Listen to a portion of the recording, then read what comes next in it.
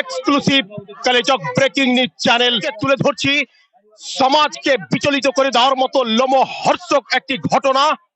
আজ কালিয়াচক আলীনগর নবীনগর গ্রামে একজনকে গলা কেটে হত্যা করা হলো।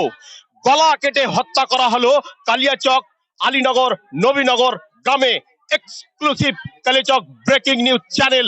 চলুন আজকে এরকম ধরনের ঘটনা, সমাজকে বিচলিত করে দেওয়ার মতো ঘটনা ঘটে গেল আলীনগর নবীনগর গ্রামে। এক যুবককে একেবারে গলা কাটা অবস্থায় পাওয়া গেল নবীনগর গ্রামের একটি লিচু বাগানে। আমরা জেনে নেওয়ার চেষ্টা করব যে এই যুবককে কেন হত্যা করা হলো প্রভৃতি ঘটনা সম্বন্ধে একেবারে ফার্স্ট তথ্য পেতে জুড়িয়ে থাকুন the ground report expert Kaliachak breaking news চ্যানেলের মাধ্যমে। Exclusive Kaliachak breaking news channel. গলা কেটে হত্যা করা হলো কালিয়াচক আলীনগর নবীনগর গ্রামে। মোটামুটি 17-18 বছর প্রায় এরকম বয়সের যুবককে গলা কাটা অবস্থায় পাওয়া গেল একেবারে নবীনগর গ্রামের একটি লিচু বাগানে। দর্শক মন্ডলী, একেবারে exclusive Kaliachak breaking news channel. এই মুহূর্তে লোমহর্ষক ঘটনা কালিয়াচক আলীনগর গ্রামে। এক ছাত্রকে গলা কেটে হত্যা করা হলো কালিয়াচক আলীনগর নবীনগর গ্রামে। তার গলা কাটা দেহ পাওয়া গেল নবীনগরের একটি লিচু বাগানে। যাকে গলা কেটে হত্যা করা হয়েছে এটা কি আপনার ছেলে? হ্যাঁ, আমার ছেলে। আচ্ছা, আপনার নাম কি? আমার নাম মুক্তারা বিবি। বলছিলাম আপনার ছেলের নাম কি? আমার ছেলের নাম সরফরাজ শেখ। সরফরাজ শেখ? হ্যাঁ। আচ্ছা, তো বলছিলাম তার বয়স কত হয়েছিল? 16-17 বছর পড়েছে। 16-17 বছর? হ্যাঁ। আচ্ছা, তার কি বিয়ে হয়ে গেছিল? বিয়ে হয়ে গেছে। সে কি লেখাপড়া করছিল? হ্যাঁ, লেখাপড়া করছিল। কোন ক্লাসে?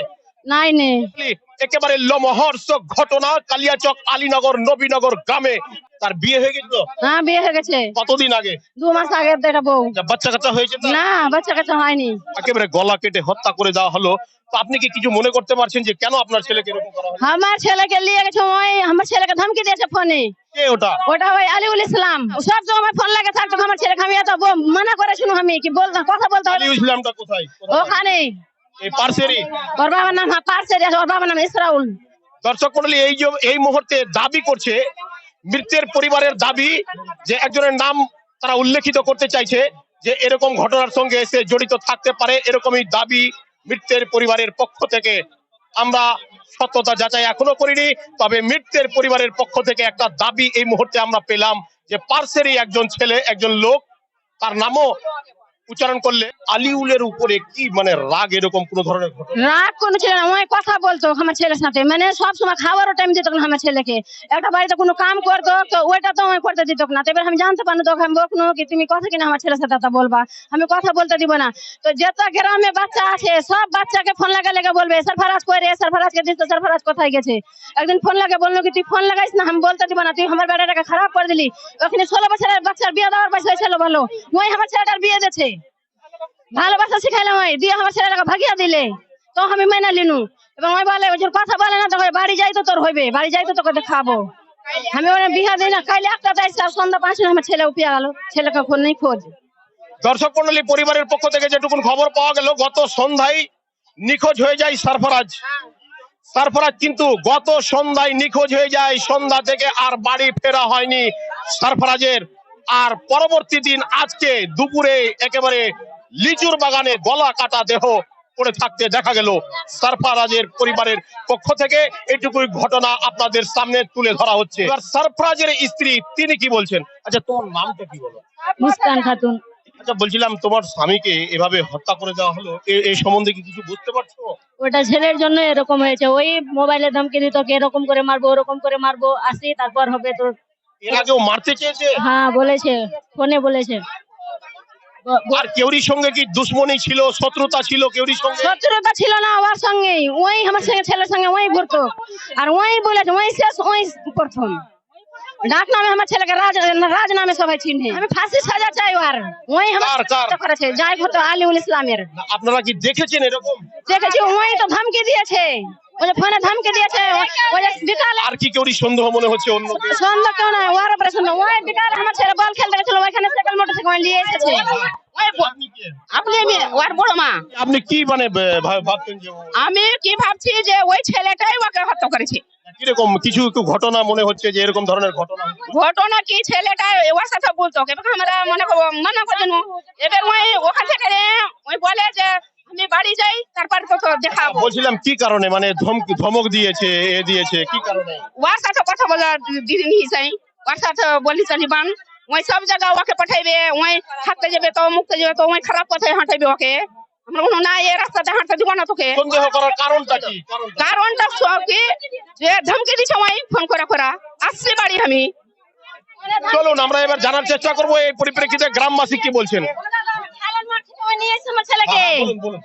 মানে মোটরসাইকেলে উঠিয়ে নিয়ে এসে এক ওভার খেলেছিল কালকে বিকালে, ওই নিয়ে এসে খেলার মানে হ্যাঁ খেলার ফোন নিয়ে এসছে। হ্যাঁ আমি দেখেছি, সব আমার ছেলে দেখেছে, আমার ছেলেরা দেখেছে। তারপরে তারপরে ওর সঙ্গে আসলো তো, ওই নিয়ে গেছে মোটরসাইকেলে, যেখানে নিয়ে গেছে ওই নিয়ে গেছে। বিকালে আপনি কখন দেখেছেন লাস্ট? আমি 5টার সময় দেখেছি। একেবারে সন্ধ্যা 5টা? হ্যাঁ সন্ধ্যা 5টাতে। হ্যাঁ হ্যাঁ না, বললো কি আমি আসছি মা, বললো কি আমি আসছি। তারপরে আসছি বলে আর গেল তো আর নাই। এবার আমি 7টা বাজে তো আমি ফোন লাগাইছি, আমার ছেলের ফোন ধরে না। ফোন ধরে না তো আমি এবার টোলা পাড়া জিজ্ঞাসা করেছি আমার ছেলেকে দেখেছো কি কেউ, তো বলছে না দেখেছে, ওই লিয়ে আসছে খেলার মাঠ নেওয়াকে আসতে দেখেছি। তারপরে আপনি আর আমি আর বলছি ঘটনা যায় না। রাত্রে খবর টবর নিয়ে দেখেন? খবর না কেউ দিতে পারলে না, আমি ফোন থেকে লাগাইছি। তারপরে কি হলো? এবার আমি সকাল হলো, আমি এবার ঘুরে বেড়াচ্ছি, খুঁজে বেড়াচ্ছি, ঠিকই বন জঙ্গলে খুঁজে বেড়াচ্ছি। ওর বাড়ি গেল সকালে, আমার বড় ছেলে ফোন করে জানলো একজন মোবাইলে, তো বলছে কি ওই নিয়ে গেছে তোমার ছেলেকে। তো বলছে মা তুমি যাই দেখো ওখানে। আমি গেল যখন তার ওর বাড়ি, হ্যাঁ ওর বাড়ি গেল, তুমি যে নিয়ে গেছো আমার ছেলেটা কই? তুমি বলছে কি আমি জানি না। আমি কেমন তুমি জানো না বলছো, তুমি যে নিয়ে গেছো আমি যে খবর পাইনো কি আলিউলের সঙ্গে গেছে। তখন বলছে হ্যাঁ নিয়ে গেছো ঠিকই, লিয়ে শুনো ওকে লিয়ে শুনো তো লেসা নামিয়ে দিয়েছি, তো নামাইলে আমার ছেলে বাড়ি কিনে গেল না। তারপরে তারপর আর বাড়ি এলো না। মৃত্যুর খবরটা গ্রামবাসী দেখেছে, ওখানে কে দেখেছে, আমি মৃত্যুর খবর কে দিল, যাই হলো দিচ্ছে, যাই কোনো লোক। বলছিলাম মৃত্যুর খবরটা কিভাবে পাওয়া গেল যে তার বডি ওখানে আছে? হয়তো যারা দেখেছে ওরাই গ্রামে এসে বললো যে এরকম ব্যাপার, একটা লাশ পড়ে আছে তবি থেকে, যে একটা লাশ পড়ে আছে। ওই লাশটাকে মনে করো আমরা সবাই গেলাম দৌড়িয়া, দেখছি যে না তৈমুরের ছেলে ওই রাজ। আপনারা কোনো একজনের মানে লোকের মুখে শুনতে পেলেন যে একটা ডেড বডি পড়ে আছে? ওইভাবে আমরা দেখতে গেলাম, যে দেখছি যে ঠিকই আছে ওই তৈমুরেরই ছেলে রাজ ওখানে পড়ে আছে। আমরা চিন্তা পারলাম যে ওকে হত্যা করা হয়েছে গলা। আপনার কি মনে হচ্ছে এই ঘটনা দেখে? কি এটা যাই হোক, ধর মনে কর যাই হোক, হয়তো ওকে হত্যা করেছে আর কি, মার্ডার করেছে। দর্শক মণ্ডলী চলুন আমরা এবার স্থানীয় ব্যক্তিত্বের সঙ্গে কথা বলে জানার চেষ্টা করব যে এই ঘটনার পরিপ্রেক্ষিতে স্থানীয় ব্যক্তিত্ব তারা কি বলছেন। গত কালকে বিকালে সে ফুটবল ক্রিকেট খেলতে যায় মাঠে, ফুটবল ক্রিকেট বল খেলতে গিয়ে আর কিন্তু বাড়ি ফেরেনি সেই সারফরাজের পরিবারের পক্ষ থেকে তথ্য নিয়ে আমরা জানতে পারলাম যে সারফরাজের সঙ্গে যদিও একটা দাবি করা হলো যে এখানকারই একজন লোক তার সঙ্গেই ছিল, কিন্তু তাও আবার তদন্তের বিষয় যে তার সঙ্গে থেকে সারফরাজের আজ কাটা দেহ একেবারে নবীনগর গ্রামের লিচুর বাগানে পড়ে থাকতে দেখা গেল।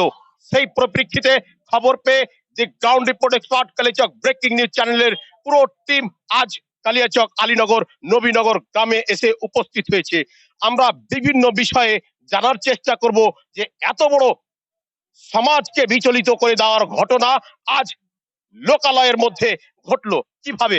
আইন শৃঙ্খলা, ল অ্যান্ড অর্ডার তাহলে কোথায় আছে? মানুষের মধ্যে কি হত্যা করার, খুন করার এরকম ধরনের ক্ষোভ, এরকম ধরনের আইনি ভয় কি তাহলে উঠে গেছে? ভিন্ন ধরনের তথ্য পাড়তাল করে দেখা হবে আপনাদের প্রিয় কালিয়াচক ব্রেকিং নিউজ চ্যানেলের মাধ্যমে। আপনি কি মনে করছেন? এই যে আমি এটাই ভাবছি যে আজকে যে মর্মান্তিক ঘটনা ঘটেছে, আমরা চাই যে ঘটনা এমন ভাবে ঘটানো উচিত হয়নি।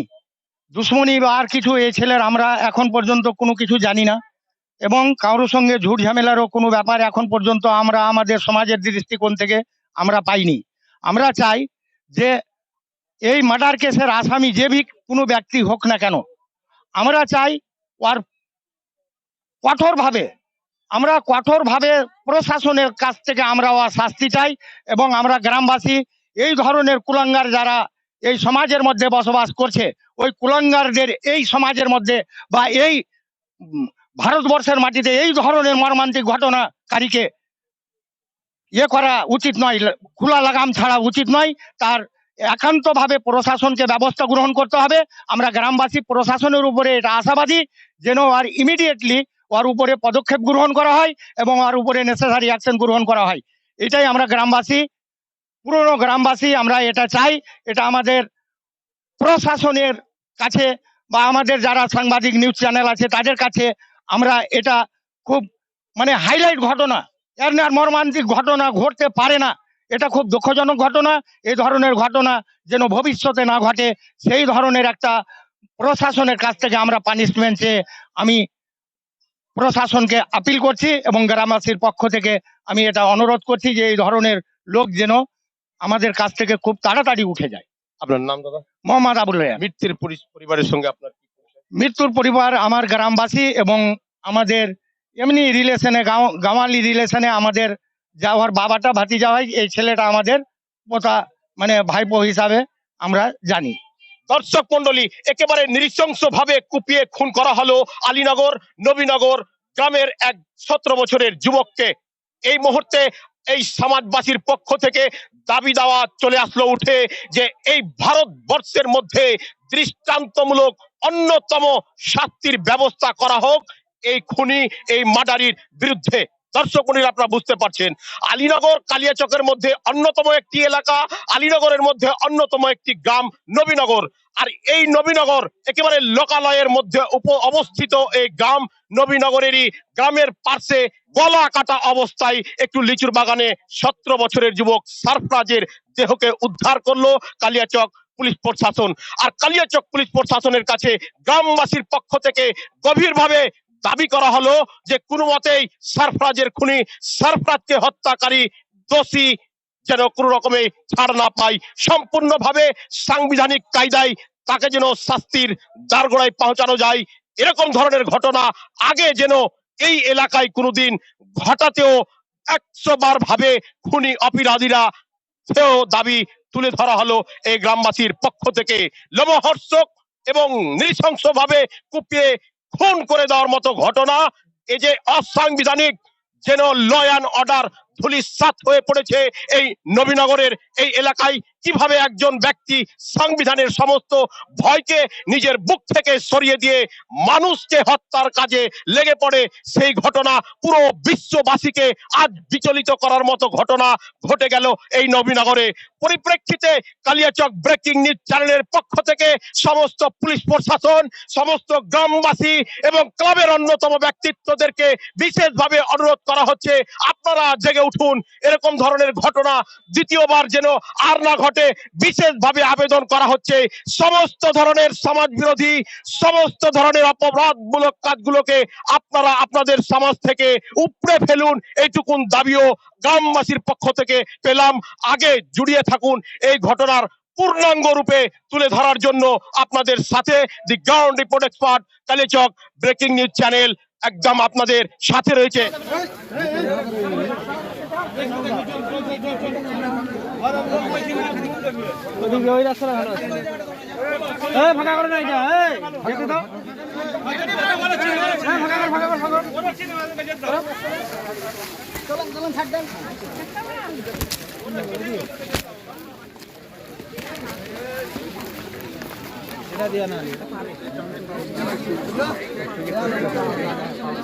এদিকে সরো একটু।